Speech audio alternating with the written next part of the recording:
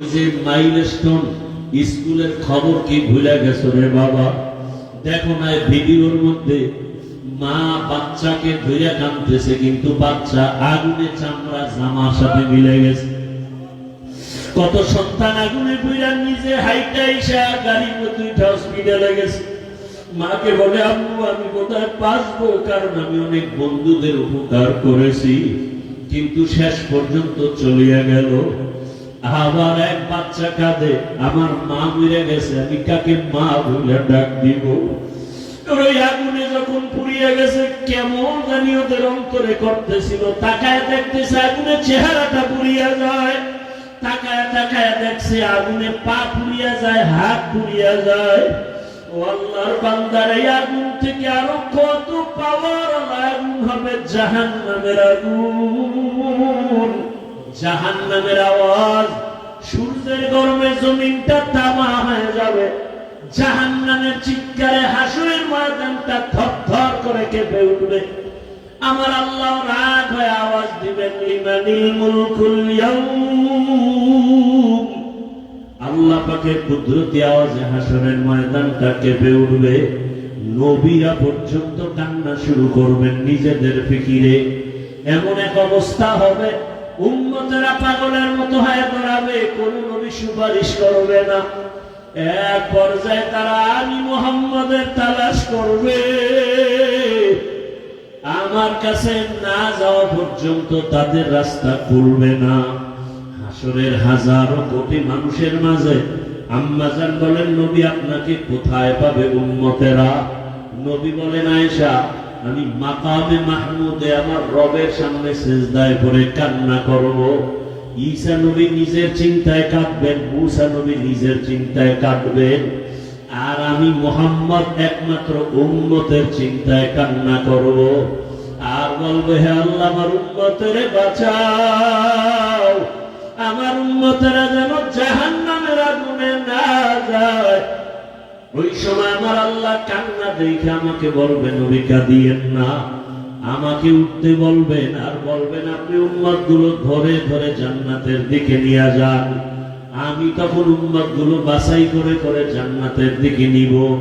আম্মাজান বলেন, নবীজি কোটি মানুষের মধ্যে মুসা নবীর উম্মত, ঈসা নবীর উম্মত, আপনার উম্মত গুলো আপনি চিনবেন কি করে?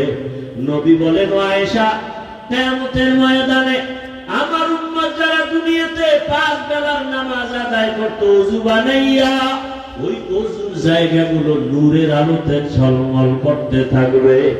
আমি দেখিয়া দেখিয়া আমার উম্মত গুলো ধইরা ধইরা হাউজে কাউসারের কিনারায় নিয়া আমি নিজের হাতে কাউসারের শরবত পান করাবো।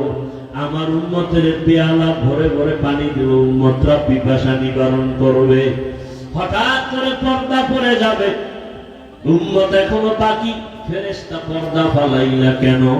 ফেরেশতারা বলবেন, ইয়া রাসূলুল্লাহ এরা আপনার আদর্শের উম্মত না, দাবি করত উম্মত, অথচ আপনার সুন্নাত আদর্শ জবাই করেছে। নিজেও নামাজ পড়তো না, অন্যে নামাজ পড়তো তাও সহ্য করতে পারতো না। নিজেও দাড়ি রাখতো না, অন্যে দাড়ি রাখলে পছন্দ করতো না। নিজেও পর্দা করতো না, অন্যেরা পর্দা করলে পছন্দ করতো না। নিজেও হালাল খাইতো না, অন্যেরা হালাল খাইলেও সহ্য করতো না। নিজেও দাড়ি রাখতো না, অন্যে দাড়ি রাখলে পছন্দ করতো না। আল্লাহর নবী তখন বলবেন আয়েশাকে, নবী বলেন, আয়েশা তখন আমি রাগ হয়ে বলবো, সোহবান সোহবা লিমান গায়্যারা মিন বাদি। ভেগে যারে উম্মত, তোরা আমার উম্মত না, আমি তোদের নবী না। সাথে সাথে গাইবি আওয়াজ, আমার রবের পক্ষ থেকে আওয়াজ আসবে, ওদেরকে ধর, জাহান্নামের শিকল লাগাও। জাহান্নামের শিকল লাগাইয়া এরপরে জাহান্নামের দিকে নিয়ে যাবে। মায়ার নবীর ব্যবহার, মায়ার নবীর আচরণ আর আদর্শ, ও আমার কুমিল্লার মুসলমান, আমার যুবক, আমি তোমাকে এতক্ষণ যত বয়ান করছি একবারও কিন্তু বলি নাই আমার মতো দাড়ি টুপি আর পাগড়ি লাগাইয়া স্কুল ছাড়িয়া মাদ্রাসায় যায় হুজুর হও। আমি একবারও বলি নাই রে বাবা, বরং আমি বারবার সারা দেশে বলি, আজও বলি, ও বাবা তুমি স্কুলে পড়ো, কলেজে পড়ো, চাকরি করো, ব্যবসা করো, কোনো বাধা নাই রে বাবা। তুমি ডাক্তার হও, ইঞ্জিনিয়ার হও, প্রফেসর হও, তুমি এমপি হও, মন্ত্রী হও, ডিসিএসপি যাই হও না কেন, কোনো বাধা নাই। তবে ওখানে থাইকা আমার রসুলের মহব্বত অন্তরে জমা করো, 5 ওয়াক্ত নামাজ আদায় করো। তোমার মতো কত RAB, army, police, BDR, MP, মন্ত্রী, কত চেয়ারম্যান, কত ডিসিএসপি, কত ওসি, কত ব্যবসায়ী, ধনী মানুষ, নামাজি অভাব নাই। ও যুবক বাবা, তোমার মতো কত যুবক স্কুলে পড়ে, নামাজ পড়ে, তুমি কেন পারো না? তোমার মতো কত যুবক রাস্তায় গাড়ি চালায়, নামাজ ছাড়ে না। ওই সারা রাত রিক্সা চালাইয়া ওই সেজদায় গিয়া কাঁদে, ও মালিক অল্প কামাই করি, তুমি বরকত দিও। ঢাকা কলেজে গিয়া দেখো, তোমার মতো কত ছেলেরা কলেজে ক্লাস করে, দাড়িওয়ালা, মাথায় পাগড়ি লাগানো। তুমি নিজের বিবেকটাকে জিজ্ঞাসা করো, তুমি কেন পারবা না? আমার মাওলাকে কি তুমি মিথ্যা মনে করেছো? আল্লাহ কোরআনটাকে মিথ্যা কি মনে করেছো? যদি মিথ্যাই মনে করো, প্রমাণ দাও, এখন দাড়ি কেটে ফেলবো, আর নামাজ পড়বো না, আর আল্লাহর পক্ষে কথা বলবো না। কিন্তু আজ পর্যন্ত কেউ পারে নাই, কিয়ামত পর্যন্ত কেউ পারবে না। বরং তোমার পায়ে হাত রেখে বলি, আমিও তো তোমার মতো একটা যুবক সন্তান। আজকে যদি আমি টুপি দাড়ি সারা চলতাম, প্যান্ট শার্ট পরিয়া মাস্তানি করতাম, সন্ত্রাসী করতাম, কেউ বাধা দিত না। ও বাবা, তোমার মতো যদি আজকে গুনার পথে দৌড়াইতাম, পার্কে দৌড়াইতাম, কেউ বাধা দিত না। কিন্তু এই টুপি মাথায় নেই, কত কষ্ট, দাড়ি রাখি, কত মানুষ কত খারাপ কথা বলে। মাদ্রাসায় পড়েছি, কওমি মাদ্রাসায় কত গালি শুনলাম।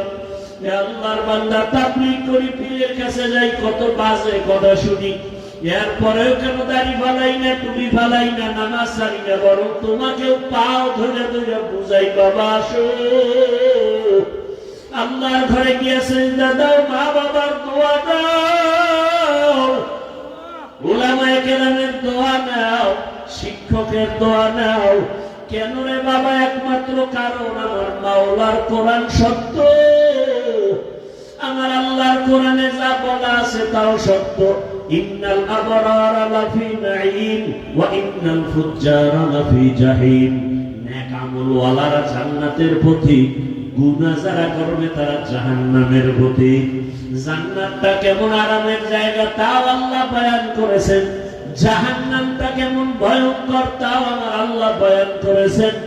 চিন্তা ভাবনা করে দেখলাম, দুনিয়াতে সূর্যের গরম সহ্য করতে পারি না, ফ্যানের বাতাস, এসি চলে, তারপরে ঘুমাইতে পারি না, গরম আর গরম।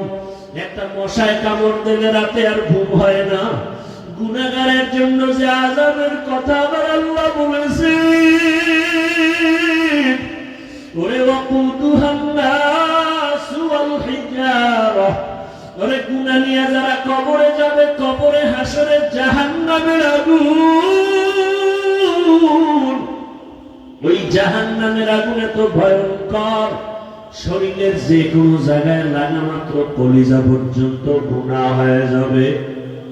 রহমতের নবী আম্মা জান আয়েশা বলেন, দেখি আমার রূপের মধ্যে বয়ে বয়ে নবী কান্না করে।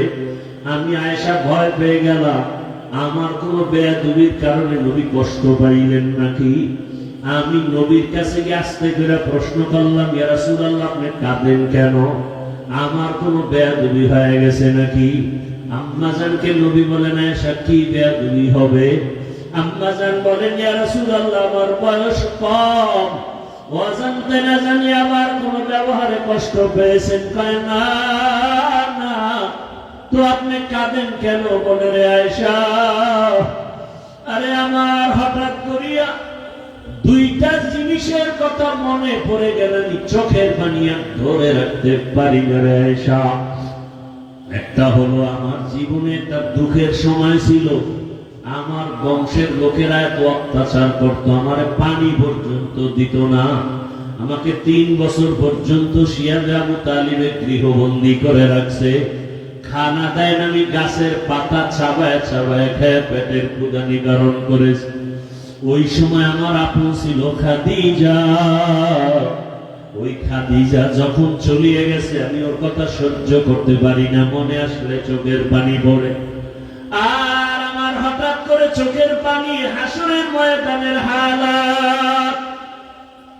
হাসরের ময়দানটা এত কঠিন। আম্মা জান বলেন কেমন কঠিন হবে? নবী বলেন আয়েশা, কিয়ামতের ময়দানে সবাই উলঙ্গ দাঁড়াবে, নারী পুরুষ সব উলঙ্গ। হাসরের ময়দানটা বড় ভয়ঙ্কর হবে। কোটি টাকার মালিক দেখো অভাব হয় না দূর, গরিব ঘুমায় আরাম করে মনটা বাহাদুর।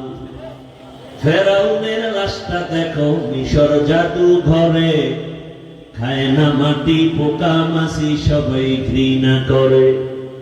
হৃদয়ে থাকিবে যার নম্রতা সদা, রহমত আসিবে সেথা প্রভুর আদা। বড়র বড়াই থাকলে দিলে রহমত আসবে না, নিজেকে নিজে ছোট মনে করিও সদা। উঁচু জমিন থেকে পানি নিচু জমিনে যায়, তেমনি খোদার রহমত আসে নম্রতার হৃদয়। ভোগবিলাসের বাড়ি গাড়ি পরে রবে সব, থাকতে সময় স্মরণ করো আল্লাহ আমার রব। কবরের সাইজ এক, কবরের প্রশ্ন তিনটা এক। এখন ওই তিন প্রশ্ন সবার বেলায় এক। আমাকেও একই প্রশ্ন, আপনাকেও একই প্রশ্ন, ইমামকে, মুক্তাদিকে, ডাক্তারকে, রুগীকে, সবার বেলায় একই প্রশ্ন। আবার দেখছেননি কারবার কি? দুনিয়ার ছেলে মেয়েরা পরীক্ষা দিবে, প্রশ্নপত্র ফাঁস করা যাবে না। প্রশ্নপত্র যদি ফাঁস হয়ে যায়, সংশ্লিষ্ট যারা তাদের চাকরি থাকবে না। কিন্তু আল্লাহর নিজাম কি, নিয়ম কি? কবরের যে তিনটা প্রশ্ন ফ্লাশ করে দিলেন, শুধু ফাঁস করে নাই, প্রশ্নটা বারবার বারবার বুঝাবার জন্য নবীদের দায়িত্ব দিলেন। উম্মতের তিন প্রশ্ন বুঝাও, রবের সাথে সম্পর্ক লাগাও, রবকে, রবের চিনাও, রবের সাথে পরিচয় করাও। নামাজে দাঁড়ায় জানো রব্বানা লাকাল হামদ বলে রবের সাথে পরিচয় হও। বান্দারে কে বানাইছে, কে বৃষ্টি দেয়, কে বৃষ্টি বন্ধ করে, তারে ভালো করে চিনাও। যদি চিনতে পারে, কবরে যাইয়া প্রশ্ন করা মাত্র বলবে রব্বি আল্লাহ, আমার রব একমাত্র আমার আল্লাহ। ধর্মটারে চিনাও, ইসলাম একমাত্র ধর্ম, আর কোন ধর্ম নাই। আল্লাহর কাছে একমাত্র ধর্মের নাম কি? এটার ভালো করে চিনাও। ইসলাম ধর্ম বড় শান্তির ধর্ম, ইসলাম ধর্ম মানুষের কল্যাণের ধর্ম, ইসলাম ধর্ম মানুষের মুক্তির ধর্ম, মানবতা রক্ষার ধর্ম। ইসলাম ধর্মটা নারীর সম্মান রক্ষা করার ধর্ম। আজকে যে আম্মা জানেরা বলে ইসলাম নারীর সম্মান দেয় নাই, চরিত্রহীন লম্পট ছাড়া কেউ বলতে পারে না। আল্লাহর কসম, ইসলাম ছাড়া নারীর সম্মান কেউ দেয় নাই।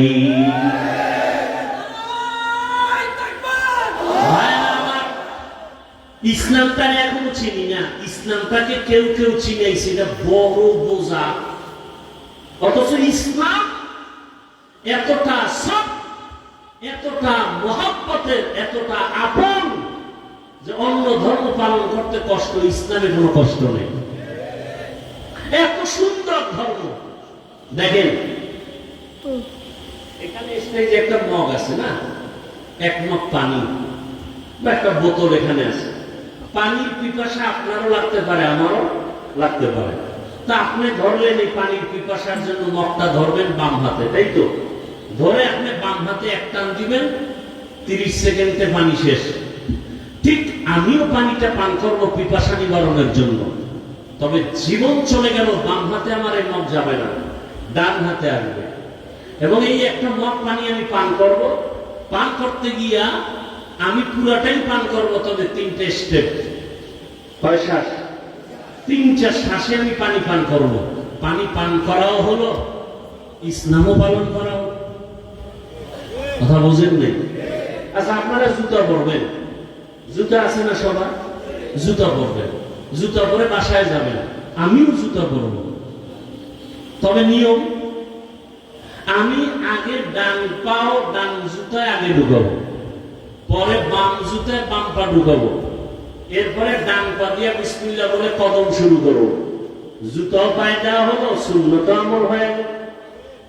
বাসায় যাবেন অনেকে, পেট কাদায় বসছেন, একটু ময়লা, বাসায় গিয়ে ফ্রেশ হবেন, আমিও ফ্রেশ হব। নিয়ম কি? আপনি ফ্রেশ হইতে গিয়ে হাত ধুইবেন, চেহারাটা ধুইবেন, পা দুইটা ধুইবেন, এই তো না গোসল করবেন।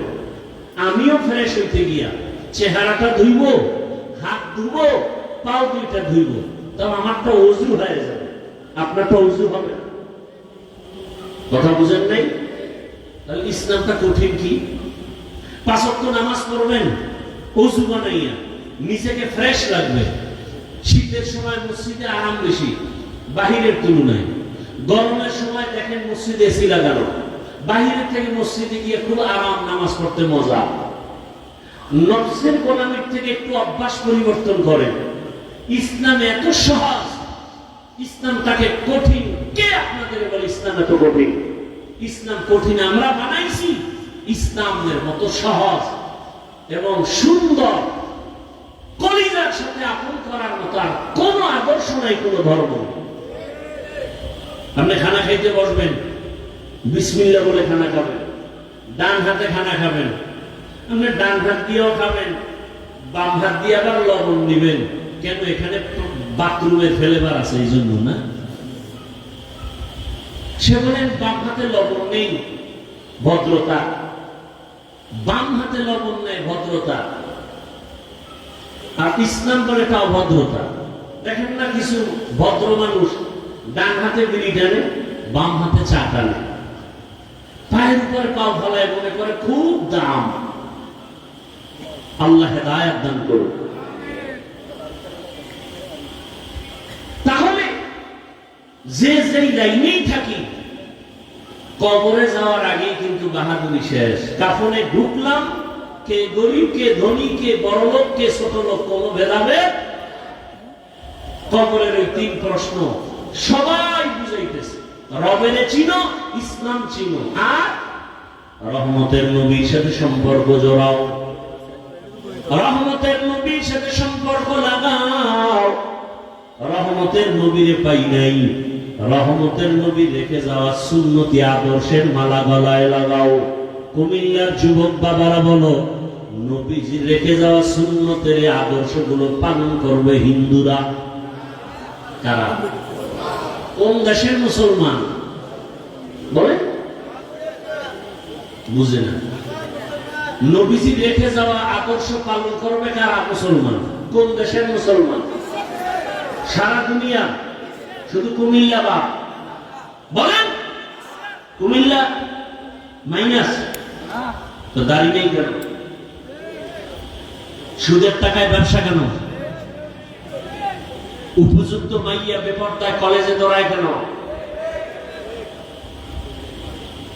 হুজুরকে দোয়া কবুল হয় না। এই বদমাশি শুরু করছে। হুজুরদের দোয়া 100 কবুল হয়। সুদ খাওয়ার কারণে ফলাফল আসে না, ঘুষ খাওয়ার কারণে ফলাফল আসে না, জিনা করনেওয়ালাদের কারণে ফলাফল আসে না।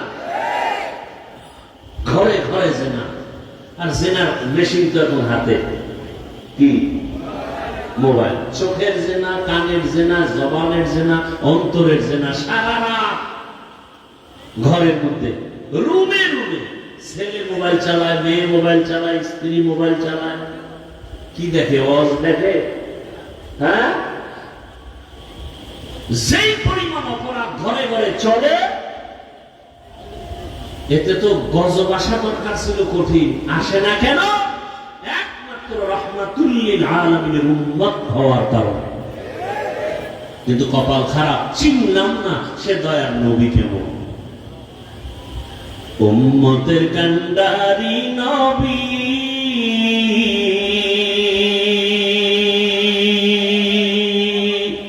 কাঁদছেন উম্মতের লাগি, এখনো কাঁদেন নবীজি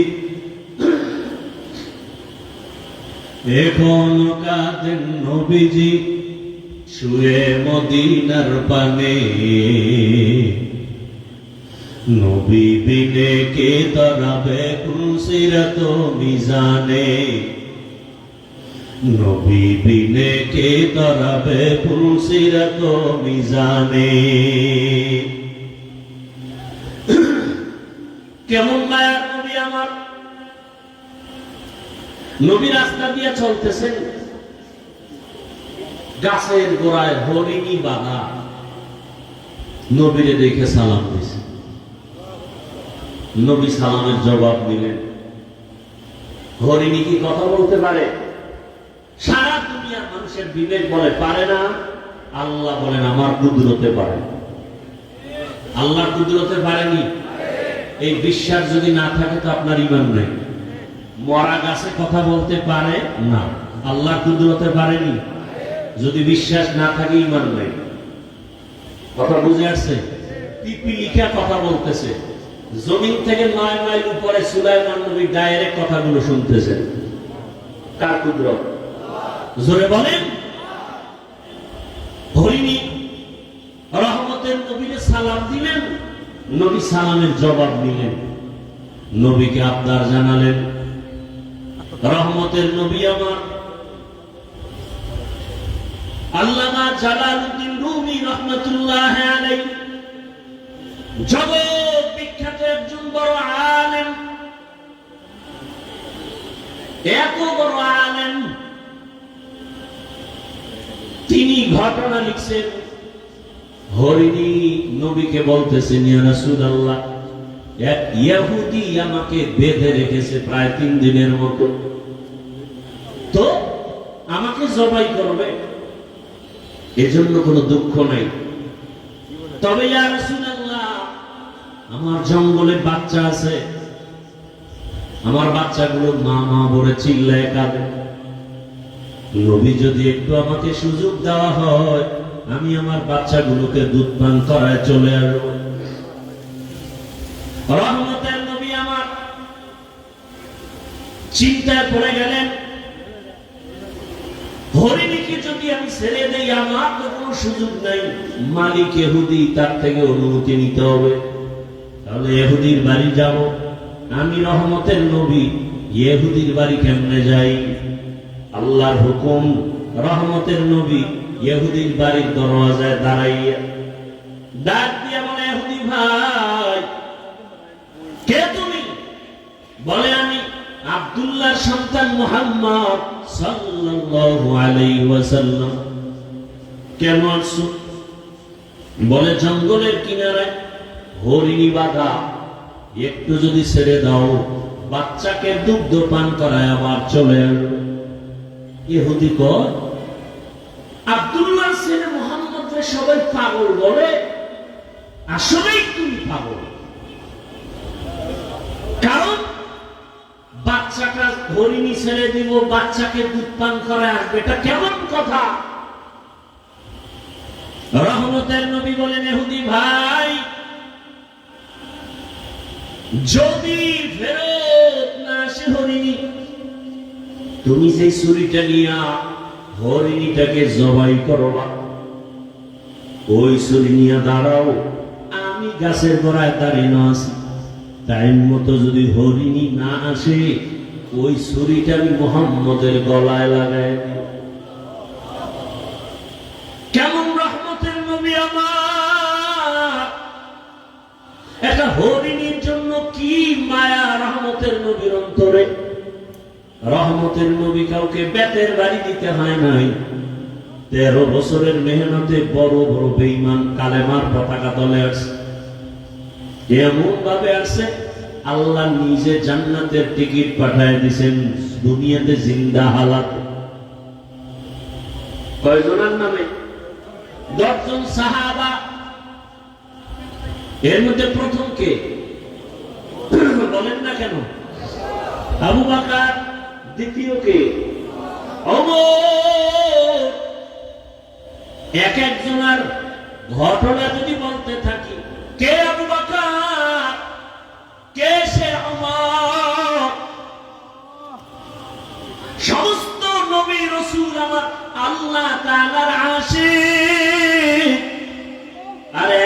একমাত্র আমার আল্লাহ হলেন রহমতের নবী মুহাম্মদের আশিক। সব নবী রাসূল কার আশিক? আল্লাহ কার আশিক? মুহাম্মদের আশিক। ঠিক তেমনি ভাবে সমস্ত সাহাবা রাসূলের আশিক, একমাত্র রাসূল শুধু ওমরের আশিক। সুবহানাল্লাহ। রাসূল কার আশিক? ওমরের। ওমরের জন্য নবীর চোখে পানি। হে মালিক, তুমি ইসলামের জন্য ওমরকে কবুল করে নাও। আল্লাহ এমন ভাবে কবুল করেছেন, 27 বছর মাত্র বয়স ওমরের। তরবারি নিয়ে দৌড়ায়, নবীকে জবাই করবে। কত বছর বয়স? জবাই করতে আসিয়া তরবারিটা ফালাইয়া এমন ভাবে নবীর কদমে আসলো, কালেমা রশি লাগাইয়া রহমতের নবীর হাতের সাথে হাত লাগাইয়া এমন একটা পাওয়ার ওমরের মধ্যে এসে গেল। এখন ওমর যেই রাস্তা দিয়ে চলে, শয়তান ওই রাস্তায় চলে না। ওই ওমরের আল্লাহ এমন পাওয়ার দিছে যে এখনো ওমরের নাম শুনলে কেমন জানি একটু ভয় ভয় লাগে। হ্যাঁ যুবক, পারলে আমল করিস, আকাম করবি তো আমল দিয়া লাভ কি? এখনো যদি কেউ ঘুমের বিছানায় গিয়া ডান হাতের শাহাদাত আঙ্গুল দিয়া বুকের উপরে দেখে আইন নিমরা ওমর, যতদিন লিখে ঘুমাবে ওর স্বপ্ন দোষ হবে না। তুই যদি আকাম করতে করতে ঘুমাও মোবাইলে, দুনিয়ার সব দোষ তো তোর হয়ে জাগাত মরা উচিত। মুহাম্মদের উম্মত হওয়ার কারণে বেঁচে গেলি, কিন্তু চিনলি না সে মুহাম্মদকে। এমন এতিম নবী আমার,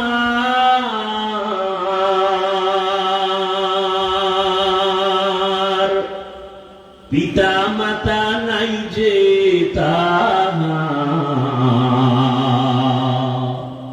তারপরেও কত মারা মারলো তাকে দুশ্মনে।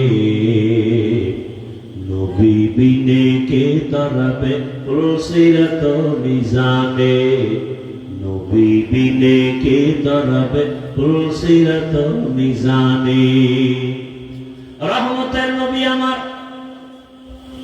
ইহুদি যখন বলল ছুরিটা আমার গলায় লাগাইও, ইহুদি কয় মুহাম্মদ তোমাকে মারার জন্য কত অপকৌশল অবলম্বন করা হয়, পারা যায় না।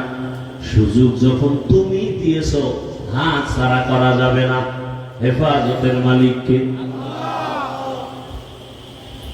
রহমতের নবীকে যখন রশিটা খুলে দেয়, রহমতের নবী হরিণী রশি ধইরা ইশারায় বলে, হরিণী দেখছুনি ইহুদির হাতে ছুরি, সময়ের মধ্যে যদি এসে হাজির না হও, ওই ছুরিটা আমি মুহাম্মদের গলায় রাখবো। হরিণী একটা দৌড় দিয়া জঙ্গলে চলে গেল। বাচ্চাদের ডাকছে, আসো।